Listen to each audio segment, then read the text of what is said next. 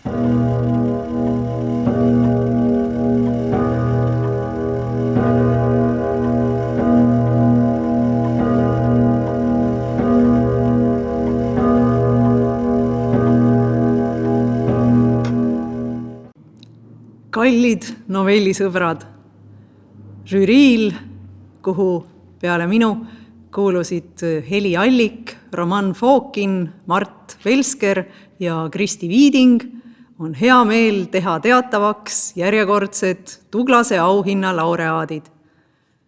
Võime rõõmuga tõdeda, et Tuglase auhind on üks maailma vanimaid järjepidevaid novelliauhindu.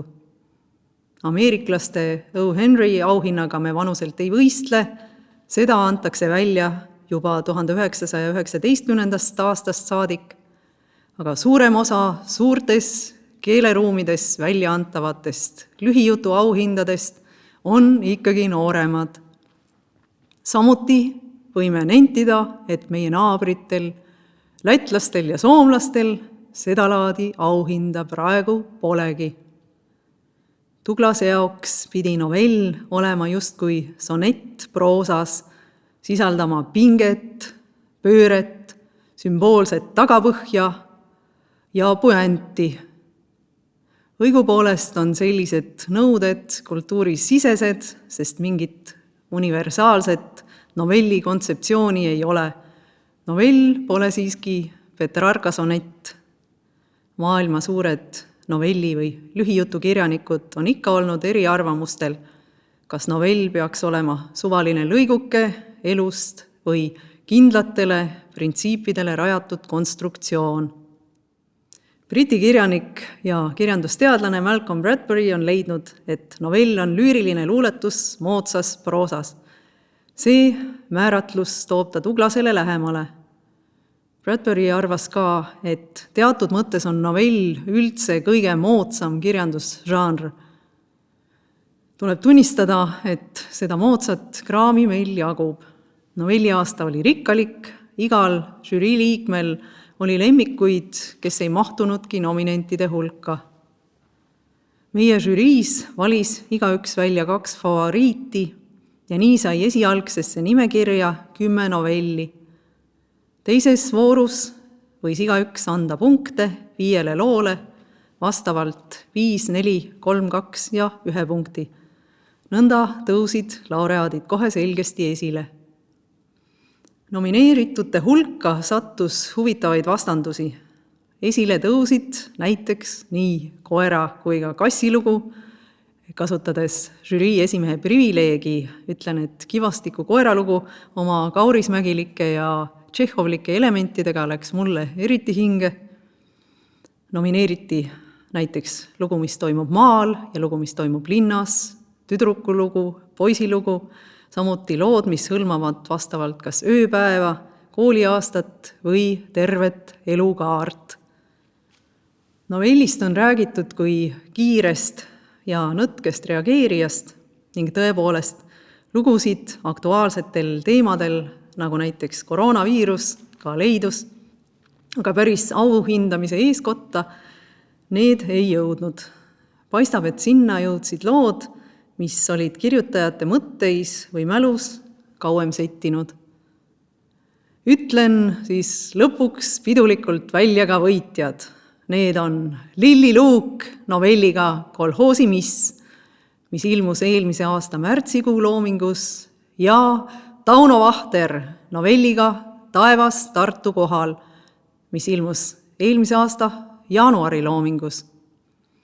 Mõlemad novellid on omamoodi retrolood.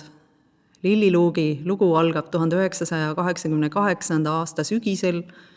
Näeme 80ndate lõpu kolhoosireaalsust läbi teismeliste tüdrukute silmade.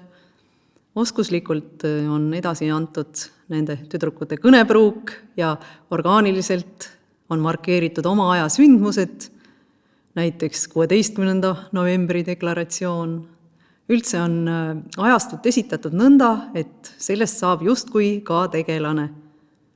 Loost paistab teatav retrospektiivne sotsiaalne närv.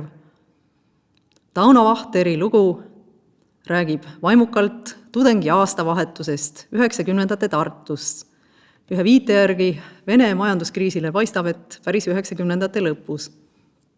Autorit iseloomustab kaasahaarav, sümpaatselt irooniline jutustamisviis, intelligentne kergus. Teinekord võib just sügavmõttelisuse teadlik vältimine mõjuda meeldivalt peenetundelisena. Lugu on lad literature selle parimal kujul. Ühe erandiga olid meie žürii liikmed sündinud 70ndatel, nii et võib paista, justkui oleks oma rolli mänginud ka nostalgia, sest nende novellide sündmused toimuvad ajal, kui meie olime teismelised või 20ndates eluaastates. Olustik on meile tuttav, aga peamine polnud siin siiski ajastu oskuslik taasloomine. Tähtis on ikka see, kuidas kasutatakse keelt, kuidas osatakse jutustada ja karaktereid esitada, kas loost kerkib esile mingi üldistus, kui huvitav on autori hoiak, mis paistab tekstikoest ja mõttekäikudest. Meeleolult on võidulood üpris erinevad. Olustikuline aspekt ja ühiskonna kriitiline pilk on mõlemas esil, aga rõhuasetused hoopis eri kohtades. Võime ilmselt rahul olla, et pärjatud said nii sünge kui ka koomilise alatooniga lugu, nuttev ja naerev mask. Ehkki kõik žürii liikmed olid žanri kriteeriumide suhtes avatud, osutusid lõpuks võitjaks lood, mis mahuksid ilusti ka Tuglase novelli raamidesse. Või ma vähemalt usun, et Tuglast õnnestuks neis asjus ära rääkida. Niisiis, rõõmustagem koos laureaatidega, nautigem novellikunsti. Võiks ju nalja pärast öelda midagi kergelt intrigeerivat, nagu et ei tea, miks nii kaua läks, olen ometigi mitu aastat juba kirjutanud, aga tegelikult muidugi, kui mõelda, kes kõik selle auhinna aastate jooksul on saanud ja teisest küljest, kes siis ühel või teisel põhjusel seda ei ole saanud, siis süvendab üksjagu sellist aupaklikkust ja tänulikkust, et selline au osaks on saanud. Raamatute kirjutamise kohta ma peaksin vist seda ütlema, et mulle endale ei ole kunagi kohutavalt suurt muljet avaldanud draakonid ja mõõkadega kolistavad karvased vanamehed. Et mulle on pigem võib-olla pakkunud huvi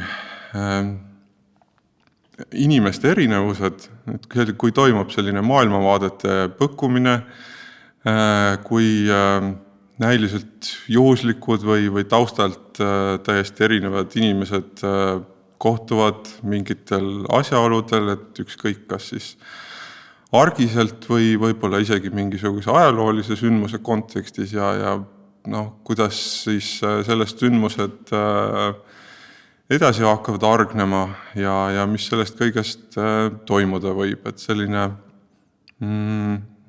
lugu on minu jaoks alati üldiselt huvitavam olnud kui vorm. Nii et võib-olla see auhinna pälvinud lugu on ka minu jaoks natuke sarnane. Et ma arvan, et seda võib ilmselt lugeda küll mitut moodi, aga minu enda jaoks on ta selline võib-olla selline teekonnalugu natukene, et klassikalise teekonnaloo töötlus, kus siis kaks tegelast antud juhul 90ndate lõppu Tartus vana-aasta õhtul otsivad parimat võimalust õhtut mööda saata, aga selle jooksul siis kohtuvad erinevate inimestega, avaldavad arvamust asjade kohta, mille kohta tingimata ei pea arvamust avaldama ja kuulevad teiste inimese arvamusi enda kohta. Ja nendes olukordades siis võib-olla ja inimestes on ühine ehk see, et kõik need inimesed ikkagi loodavad midagi, kuigi nad võib-olla ise veel ka täpselt ei tea, et mida nad siis õieti soovivad elult saada või mida nad kõige rohkem loodavad. Nii et minu jaoks ta kõlab muidugi loomulikult vanust ja kõike muud arvestades peaaegu autobiograafiliselt või mälestustena. Ja kahtlemata seal on ju mingisugused killukesed, mis ongi elust võetud, nagu kirjanduses tihtipeale ongi. Sest lõppude lõpuks vist ikkagi võiks kirjutada tihtipeale sellest, millest sa ka tead. Aga rohkem on minu jaoks tegemist sellise riiuliga, kuhu ma olen elu jooksul harjumuseks saanud talletada pisikesi juhtumeid, nähtud inimtüüpe, iseloomulikke lausekatkeid ja kuidagi ongi mulle meeldima hakanud see variant, et ma võtan täiesti erinevatelt riiulitelt siis ühe killukese ja panen selle kokku teiselt riiulilt pärit juhtumi, inimtüübi või muu killukesega ja nii need asjad kipuvadki lõpuks sündima. Nii et mul on meelde jäänud üks lugu, kui ma kunagi lugesin miskipärast kuidagi liiga varajases nooruses Romulus Tiituse raamatut, kus üks kunstnik läks turule tüüpe otsima, nii et sellest tiustatuna ma vist tõepoolest käisin ka ise umbes 10-aastasena korra keskturul tüüpe otsimas. Nii et mul on isegi mõned tüübid sellest meelde jäänud. Nii et ma arvan, et selline igapäevane erilisus on selles mõttes üks peaaegu ammendamatu allikas, kust erinevad lood võivad lõpuks tõukuda. Aga ma loodan, et nii sellest kui teistest lugudest inimesed leiavad endale materjali, mis neil meeldib lugeda ja tiivustab uusi novelle lugema või kirjutama ja veel kord tänan selle au eest. Aitäh!